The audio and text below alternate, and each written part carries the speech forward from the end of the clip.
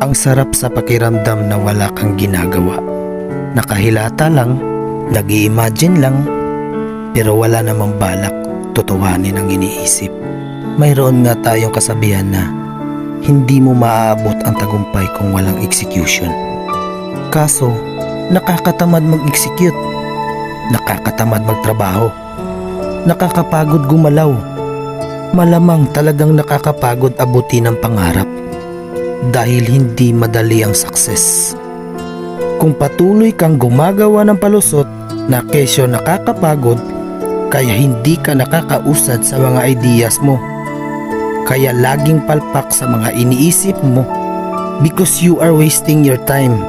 Lahat naman ng gawain mahirap, kaya kung meron kang ideas na mga bagay na gusto mong gawin para sa iyong pangarap, para sa iyong ikakatagumpay, simulan mo na itong gawin. If a picture paints 1,000 worlds, then why can't I paint you? The worlds will never show the